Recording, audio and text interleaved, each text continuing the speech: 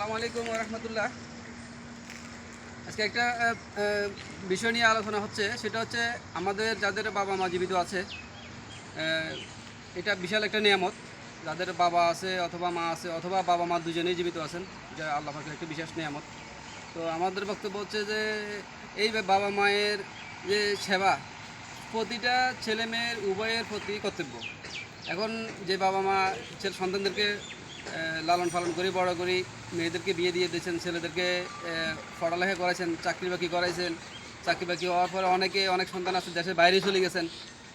একটা পর্যায়ে বাবা মা অসুস্থ হয়ে গেছে, বাবা মা এখন বয়স্ক বৃদ্ধ, এখন সন্তান আদি দেখা যাচ্ছে যে মেয়েদেরকে তো বিয়ে দিয়ে দিয়েছে, স্বামীর বাড়িতে চলে গেছে।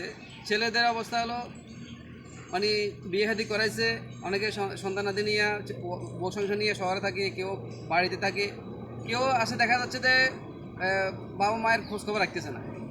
বিষয়টা হলো যে যেখানে বাবা মায়ের দায়িত্ব পালন করা সন্তানের প্রতি ওয়াজিব, ফরজ, সেখানে আমাদের মানে বাবা মায়ের প্রতি দায়িত্ব পালন না করি আমরা অবহেলা করতেছি। এখন দেখেন, বিগত কয়েকদিন আগে দেশের যে পরিবর্তন হলো, দেশের যে আন্দোলনটা হলো, সরকার পরিবর্তনের যে আন্দোলন ছাত্ররা করলো, ওই মুহূর্তটাতে আপনারা যাদের সন্তান ঢাকাতে ছিল, চট্টগ্রাম ছিল, দেশের বাইরে ছিল, বাবা মায়েদের টেনশন ছিল কেমন? প্রতিটা মুহূর্তে মুহূর্তে বাবা মায়ের ফোন দিচ্ছে, বাবা তুমি কোথায় আছো, কোথায় কি। ছেলে মেয়েদের টেনশন হচ্ছে, বাবা মায়েদের টেনশন ছিল বেশি। আর এই সমস্ত টেনশন যে সমস্ত বাবা মায়েরা করছেন, ওই সমস্ত ওই কুলেঙ্গা সন্তানেরা বাবা মায়ের খোঁজখবর রাখে না। অনেকে চাকরি বাকরি করে, বাবা মায়ের খোঁজখবর রাখে না।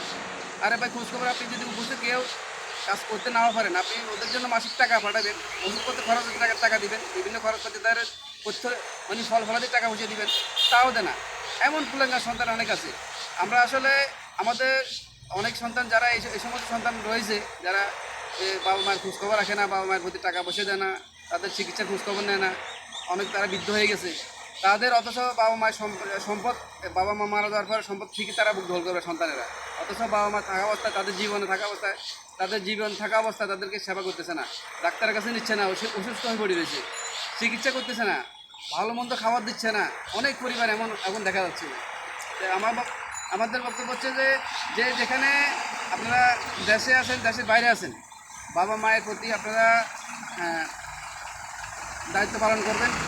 বাবা মায়ের দায়িত্ব যাতে কোনো অবহেলা না হয়, বাবা মায়ের দায়িত্বে কোনো যাতে অবহেলা না হয়। বাবা মায়ের আপনি টাকা ইনকাম করে কী করবেন? যদি বাবা মায়ের আপনার বদদোয়া দেয়, তাহলে আপনি বদদোয়া দেওয়ার কারণে আপনার টাকা পয়সা সব তো ধ্বংস হয়ে যাব। আপনার বউ সংসার কদিন থাকবেন যদি আপনার উন্নতি না হয়? যে সন্তান বাবা মায়ের বক্তব্য দিবে না, বাবা মায়ের খেজমত করবে না, তাই সন্তানের কখনো উন্নতি হবে না, সেটা আপনারা লিখে রাখেন।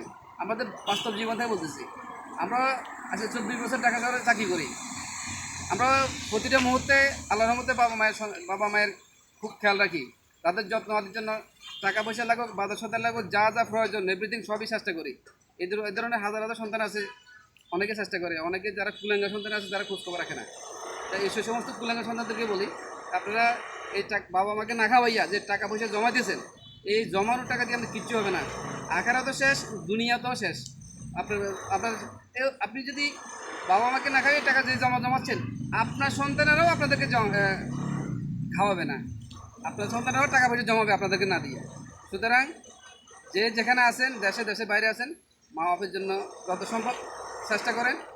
টাকা পয়সা দিয়া তাদের চিকিৎসা, খাওয়া দাওয়া, ফলাদি, যাবতীয় কার্যক্রম তাদের জন্য সুস্থ থাকে, ঠিকমতো থাকে, এটার জন্যই আমি আহ্বান করতেছি। বাবা মায়ের অনেক কষ্ট, এলাকাতে অনেকে দেখি আসছে, তো অনেকে দেখি পরিস্থিতি খুব খারাপ। আপনারা যে যেখানে দেখতেছেন প্রত্যেকেই আর আপনাদের বাবা মায়ের প্রতি খেয়াল রাখবেন, তাদের থেকে দোয়া নেবেন, এটাই আমার সর্বশেষ কামনা। আসসালামু আলাইকুম ওয়া রাহমাতুল্লাহ।